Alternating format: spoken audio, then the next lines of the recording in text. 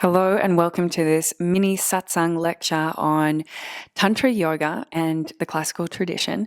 My name is Cyan Pascal. I am a yoga teacher and founder of the Light Collective. We're an online yoga studio. We have online courses and trainings. If you're interested in finding out more philosophy, if you want to do practices around breathwork and meditation and some movement, then click on the subscribe button below because we are doing our best to release regular videos for all of y'all.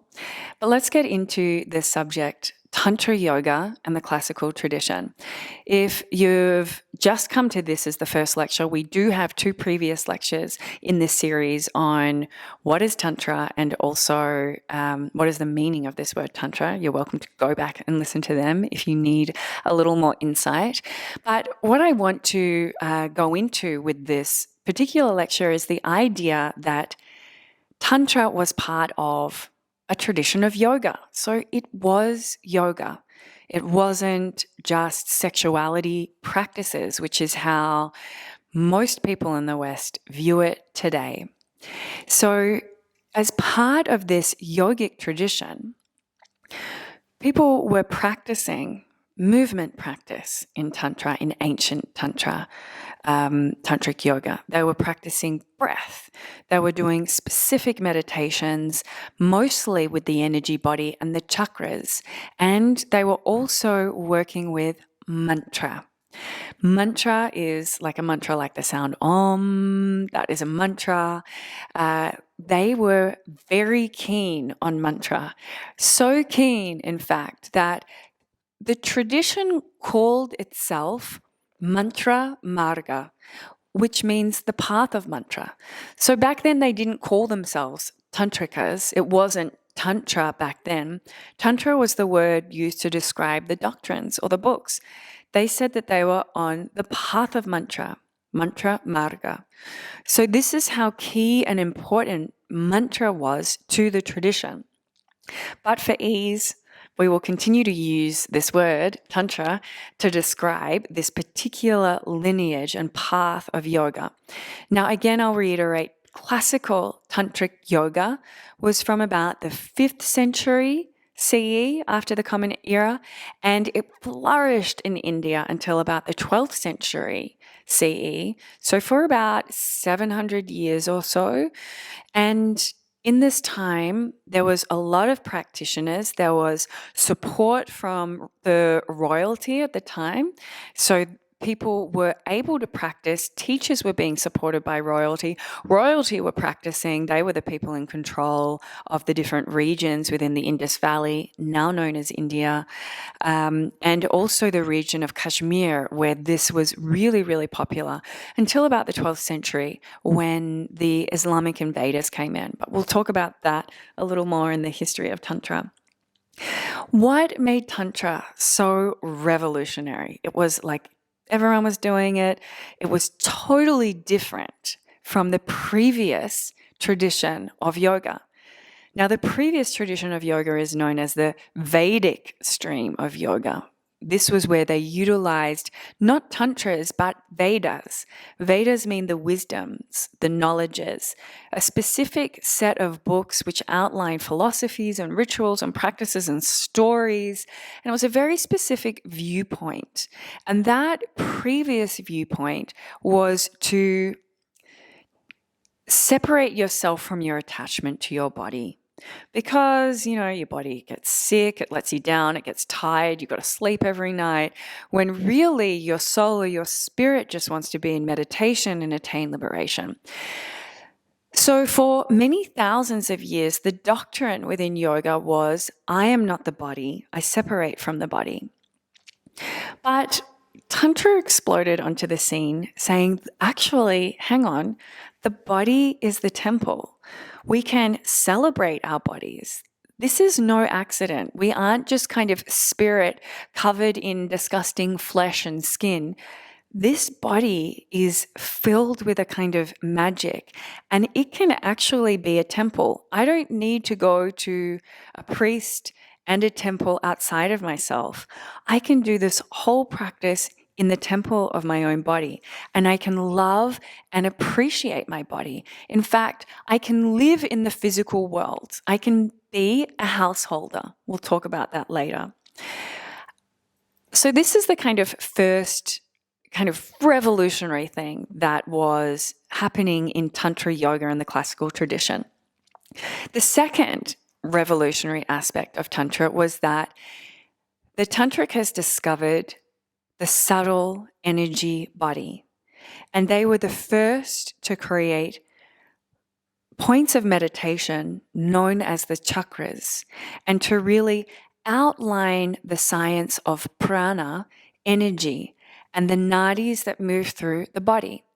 So even though some Vedic practitioners today will say that there are like maybe 3 mention of the word chakra, they weren't describing what the Tantrikas were describing. They were kind of talking about it as a center. And the Vedic tradition never focused on the energy body. The Tantric tradition looked at this magical world of energy, and it became a science. It was highly detailed in manuals and expanded upon in commentaries, and this had never happened before. The third incredible aspect of Tantra yoga was that it was an inclusive practice. So it wasn't just that the Brahmin caste or the priests, the pundits, and the royalty got to practice yoga. In Tantra, anyone could practice yoga. You could have a husband and a job. You might be out in the fields and have children, or you might be selling fruit. You could still practice yoga. There was a sense that yoga was inclusive, and it was so inclusive that it also included women.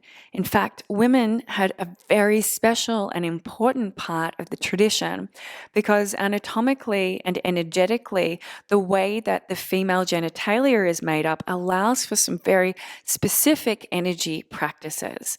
The expansion of the body when you have a baby also allows for an expansion of the energy body, which was seen as being very powerful. There are lots of reasons why women were an important part of the tradition, and they were even teachers. This is incredible when you think back to this time period.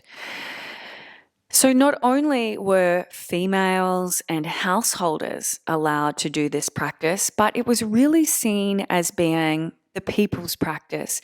It wasn't that only somebody born into a Brahmin caste could know the secrets. Anyone had the potential to become a master or a guru, a teacher of this lineage, if they dedicated themselves to the practice. The next aspect of classical tantric yoga was that there was a lot of worship of the goddess. So it's called up in Kashmir Shaivism, which relates to both the worship of Shiva and Shakti in the tradition. Now, the goddesses are mentioned previously to this, but they were always kind of described as being the consort, that is the kind of wife, or a little bit sometimes even below the wife, the lover in some ways that you could say, of the higher power, which was always the masculine. And then we move into the tantric tradition, and 6 of the 9 tantric lineages see the feminine principle, the mother goddess, Shakti as the principal energy of worship, as the highest and most ultimate form. And it became ultimately a matriarchal tradition, which again was pretty rare in the region and had also totally died out in a lot of cultures around the world thanks to colonization and Western influence. So there were still some indigenous cultures around the world worshipping the mother, and there were some matriarchal cultures, but Tantra became one of the strongest on the globe at this time. The final and most incredible and revolutionary aspect of classical tantric yoga was that it described liberation as being possible in one lifetime. So in the previous traditions, it was kind of like, oh, liberation is probably going to happen for me in 1,000 lifetimes. And in the meanwhile, I can't have a family and I have to sit in meditation at the top of a mountain. The Tantrikas were like, no, dude, we have got an incredibly efficient practice that works with mantra, meditation, breath, your energy body. We've discovered this energy body. You can awaken in one lifetime. And you don't have to awaken into a void state where you let go of all reality and your physical body. No, this awakening allows you to live your life fully. This is liberation, able to awaken and still function in your everyday life. This is true liberation, true freedom. So if you have any questions about this idea of classical tantric yoga and the classical tradition, then feel free to write them in the comment section below. If you're interested in more information on Tantra and tantric practice, then feel free to click subscribe or even head to our website where we've got an online yoga studio. We have courses, we have trainings, we have all the things. I'd love to hear from you all. Thank you so much for listening to this little mini lecture on the classical yoga tantra tradition.